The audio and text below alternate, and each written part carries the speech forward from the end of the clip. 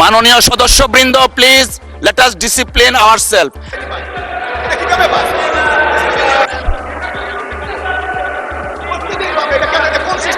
Rules 163 এই বিধি অনুযায়ী আমার অধিকার বঞ্চিত করা হচ্ছে। প্রিয় দর্শক, সংসদে একই জ্বালাময় বক্তব্য দিয়েছেন রুমিন ফারহানা। সংসদের মধ্যে ব্যাপক সংঘর্ষ।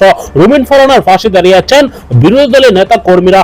জামাতে আমির রুমিন ফারহানার পক্ষে যে বক্তব্য দিয়েছেন তুলপাড় সৃষ্টি হয়েছে সংসদে। এই ভিডিওতে দেখতে পারবেন হাসান আব্দুল্লাহ কঠিন হুঁশিয়ারি দিয়েছেন। আটেনে পুরো ভিডিওটি শেষ পর্যন্ত দেখবেন, একটি লাইক করে আমার সাথেই থাকবেন। দর্শক, কথায় আছে সত্য কথা বলতে নেই, এবং সেটাই কিন্তু হয়েছে ব্যারিস্টার রুমিন ফারহানার সাথে। এবং সংসদে দাঁড়িয়ে যখনই কিন্তু তিনি তেল সংকট নিয়ে কথা বলেছিল, তখনই কিন্তু তার মাইকটি বন্ধ করে দিয়েছে এবং তার কথাকে বন্ধ করে দিয়েছে। এবং সেটাই কিন্তু বিরোধী দলের নেতাকর্মীরা নিন্দা জানিয়েছেন এবং প্রতিবাদ করেছে। এবং ব্যারিস্টার রুমিন ফারহানা যখনই প্রতিবাদ করে এবং কিছু নিয়ে কথা বলে, তখনই কিন্তু তার সাথে এরকম আচরণ ব্যবহার করা হয়। কিন্তু এবার ব্যারিস্টার রুমিন ফারহানার সাথে সকল বিরোধী দলের নেতাকর্মীরা একতা হয়ে আছে এবং ব্যারিস্টার রুমিন ফারহানাকে সাপোর্ট দিছে। এবং এই বিষয় নিয়ে সারা বাংলাদেশে আলোচনা সমালোচনা কিন্তু ঝড় উঠে গেছে, তা আপনারা এই ভিডিওটা দেখলেই বুঝতে পারবেন। তো দর্শক, এতক্ষণ দেখছেন ভিডিও শুরুতে শিরোনামের মাধ্যমে কিছু অংশ, এখন দেখবেন পুরো ভিডিও জুড়ে। তার আগে সবাই কাছে একটা অনুরোধ করব, যারা আমার চ্যানেলে নতুন আসছেন অবশ্যই চ্যানেলটা সাবস্ক্রাইব করে দিবেন, পাশে থাকা বেল আইকনটি অল ক্লিয়ার করে বাজিয়ে দিবেন। তো দর্শক, চলেন একটা লাইক দিয়ে সম্পূর্ণ ভিডিওটা সবাই ধৈর্য সহকারে দেখতে থাকুন। মাননীয় সদস্যবৃন্দ, please let us discipline ourself. জ্বালানি মন্ত্রীরা যখন গণমাধ্যমে কথা বলেন, তখন মনে হয় বাংলাদেশে আল্লাহর রহমতে কোনো সংকট নাই। ওনারা যদি পরিষ্কার করে বলেন বাংলাদেশে বর্তমানে কত দিনের অকটেন ডিজেলের মজুদ আছে, কতদিন চলতে পারবে, পাম্পগুলো কেন পর্যাপ্ত পরিমাণ তেল পায় না, তেলের মজুদদারি। ধন্যবাদ মাননীয় সদস্য। মাননীয় চিফ হুইপ, মাননীয় চিফ হুইপ, প্লিজ আপনারা বসেন দয়া করে। মাননীয় চিফ হুইপের মাইকটা দেন প্লিজ।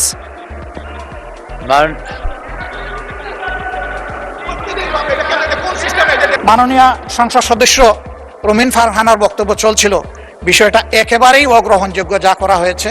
আমি এটার জন্য দুঃখ প্রকাশ করছি এবং আমি এটার নিন্দা জানাতেও বাধ্য হলাম।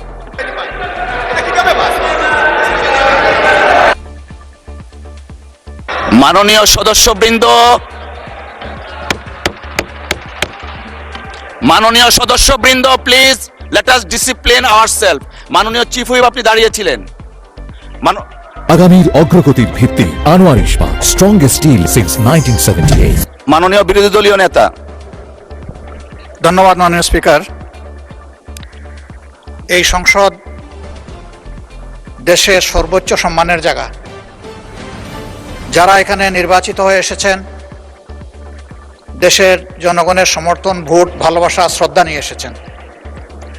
আমরা সকল সদস্যের প্রতি শ্রদ্ধা জানিয়ে বলবো, কোনো সংসদ সদস্য যখন দাঁড়িয়ে কোনো কথা বলবেন, তা নিয়ন্ত্রণ অথবা তাকে এলাও করার একক এখতিয়ার হচ্ছে মাননীয় স্পিকারের। সেই জায়গায় আজকে লক্ষ্য করলাম যে একজন স্বতন্ত্র সংসদ সদস্য তিনি যখন কথা বলছিলেন, দুঃখজনকভাবে ট্রেজারি বেঞ্চ থেকে সম্মানিত কিছু সদস্য এমন কিছু অঙ্গভঙ্গি করেছেন যেটা আমার বিবেকে আঘাত লেগেছে। আমি এটা আশা করি না। এমনকি আমি এও লক্ষ্য করলাম, একবার দুইবার নয়, 4 বার 5 বার নির্বাচিত হয়ে এই সংসদে যারা এসেছেন, তাদের কেউ কেউ এই কাজটা করেছেন। আমি এখানে তাদের নাম বলে আমি নিজে লজ্জা পেতে চাই না। আমরা প্রথম দিনই অনুরোধ করেছিলাম ভালো কিছু সংস্কৃতির চর্চা হোক এখানে, এবং আমরা শিখতে চাই। আমরা জাতিকে নিজে শিখব, জাতিকেও আমাদের সাথে উদ্বুদ্ধ করব। মাননীয় স্পিকার, আজকে 2 বারই লক্ষ্য করলাম যে ট্রেজারি বেঞ্চ যেখানে আপনাকে সবচেয়ে বেশি সহযোগিতা করার কথা, সেখানে আপনি বারবার অনুরোধ করা পক্ষেও তিনারা চালিয়েই যাচ্ছেন। আপনি মাইক দেন নাই, তারপরেও সংসদে কি হচ্ছে আমরা কিছুই বুঝতে পারছি না। আর শেষমেশ যখন মাননীয় সংসদ সদস্য রুমিন ফারহানার বক্তব্য চলছিল, বিষয়টা একেবারেই অগ্রহণযোগ্য যা করা হয়েছে। আমি এটার জন্য দুঃখ প্রকাশ করছি এবং আমি এটার নিন্দা জানাতেও বাধ্য হলাম। ধন্যবাদ মাননীয় স্পিকার। আমরা কল্পনাও করতে পারি নাই একটা নির্বাচনের পরে কার্টুন শেয়ার দেওয়ার জন্য হাসান ইনামকে গ্রেফতার করা হবে মাননীয় স্পিকার। মাননীয় সদস্য, এক মিনিট মাননীয় স্পিকার, আমরা এমনি সুযোগ পাই না, সুযোগ দেওয়া হয় ঠিক না। আছে। মাননীয় স্পিকার, আমরা কোথায় বলবো? আমরা যদি মাননীয় মন্ত্রীদেরকে জবাবদিহিতার আন্ডারে না আনতে পারি, আমাদের কথা বলার জায়গা একদমই সীমিত, 2 মিনিট 1 মিনিট 1 মিনিট 30 সেকেন্ড দেওয়া হয়, সেই জায়গায় আমরা মাননীয় মন্ত্রীদেরকে চলমান বিভিন্ন বিষয় আপনার প্রশ্নের মধ্যে তাদেরকে আনি। কিন্তু আমরা দেখেছি গত 2 সপ্তাহের সেশনে আমাদের এই যে তারকা চিহ্নিত প্রশ্নগুলো সংসদের কার্যপ্রণালীতে থাকলেও সেগুলো শুধুমাত্র টেবিলে দিয়ে দেওয়া হয়, যার ফলে আমরা মন্ত্রীদেরকে আমরা প্রশ্ন করতে পারি না, এবং আমি মনে করি এটির মাধ্যমে আমার অধিকার বঞ্চিত হচ্ছে, এবং আমি সম্পূরক প্রশ্ন করতে পারি না, আমি অধিকার বঞ্চিত হচ্ছি। যেমন চলমান ঘটনায় যেটি গুরুত্বপূর্ণ, আমরা কল্পনাও করতে পারি নাই একটা নির্বাচনের পরে কার্টুন শেয়ার দেওয়ার জন্য হাসান ইনামকে গ্রেফতার করা হবে। আমরা হাসিনার আমলে দেখেছি কটূক্তি করার জন্য গ্রেফতার করা হয়, কার্টুন শেয়ার করার কারণে আমাদের চিফ হুইপ মহোদয় আমাদেরকে ইনভাইট ছিলেন এই সংসদে, যে উনি বলেছিলেন তিমির এবং হাঙ্গর, এটা স্যাটায়ার করে বলেছিলেন, এটা আমরাও বুঝেছি, এটা উনিও বুঝেছেন। কিন্তু মাননীয় স্পিকার, দুঃখজনক বিষয় হচ্ছে যে এই কার্টুনটি শেয়ার করার কারণে আমাদের মাননীয় চিফ হুইপ মহোদয়ের এক কর্মী মামলা করেছে 25 ধারায়। যে মামলা 25 ধারায় যদি সংক্ষেপে বলি, আপনি মাননীয় স্পিকার, মাননীয় সদস্য, 1 মিনিট মাননীয় স্পিকার, আমরা এমনি সুযোগ পাই না, সুযোগ দেওয়া হয় ঠিক না। আছে। আমরা কবে ট্রেজারি ব্রাঞ্চে যাব, 45 মিনিট ধরে কথা বলবো, অবশ্যই বলবো, আচ্ছা, সেদিন আচ্ছা। অবশ্যই ইনশাআল্লাহ আসবে। মাননীয় সদস্য, সেদিন আপনি একটু অপেক্ষা শেষ করছি। করুন দয়া করে। Just 1 মিনিট মাননীয় স্পিকার, 25 ধারায় রয়েছে, যে বিধিতে মামলা হয়েছে 25 ধারায় রয়েছে যৌন নির্যাতন করা হইলে, সংক্ষেপে বলছি, তাইলে এই ধারায় মামলা করা হবে। কিন্তু মাননীয় স্পিকারের মাননীয় হুইপ মহোদয়ের যেই মিমটি শেয়ার করা হয়েছে, সেখানে কোথায় যৌন নির্যাতন করা হয়েছে?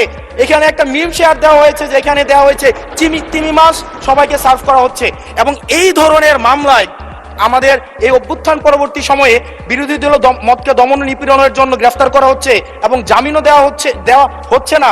এবং এখানে কোনো ধারায় 25 ধারায় সাইবার নিরাপত্তা যেটা আইন এই সংসদে পাশ করা হয়েছে, এই আইনে কটূক্তির জন্য বা রাজনৈতিক স্যাটায়ারের জন্য আমাদের হচ্ছে মামলা করার কোনো বিধান নাই।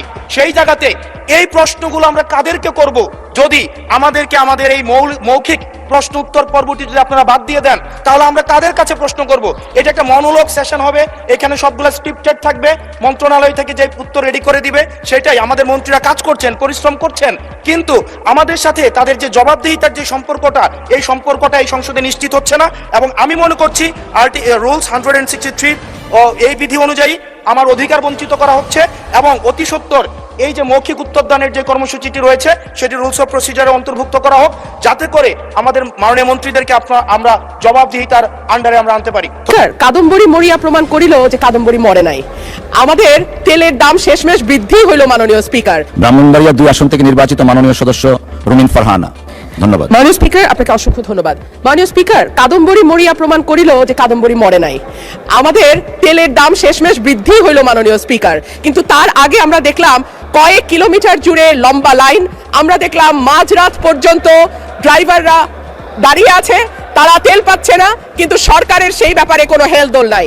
আশ্চর্য হয়ে লক্ষ্য করলাম মাননীয় স্পিকার, মন্ত্রীরা যখন সংসদে বক্তব্য দেন তখন তারা অবলীলায় বলেন বাংলাদেশে জ্বালানির কোনো ঘাটতি নাই, কিন্তু মাননীয় স্পিকার যখন তেল। দর্শক, ব্যারিস্টার রুবিন ফারহানা সংসদে দাঁড়িয়ে যখনই প্রতিবাদ করতো এবং কিছু নিয়ে কথা বলতো, তখন কিন্তু কোনো নেতাকর্মী, বিরোধী দলের নেতাকর্মীরাও তাকে সাপোর্ট করতো না। কিন্তু এবার অন্য রকমের ঘটনা ঘটে গেছে, এবং ব্যারিস্টার রুবিন ফারহানাকে সকল নেতাকর্মীরা সাপোর্ট করে, এবং ব্যারিস্টার রুবিন ফারহানার যখনই কিন্তু কথা বলেছিল তখন তার মাইক বন্ধ করার কারণে সকল নেতাকর্মীরা নিন্দা জানিয়েছে। তো দর্শক, আজকে এ পর্যন্ত রইল, পরবর্তী ভিডিও নিয়ে আবারও আসবো আপনাদের সামনে। সবাই ভালো থাকবেন, সুস্থ থাকবেন, সবাইকে আল্লাহ হাফিজ।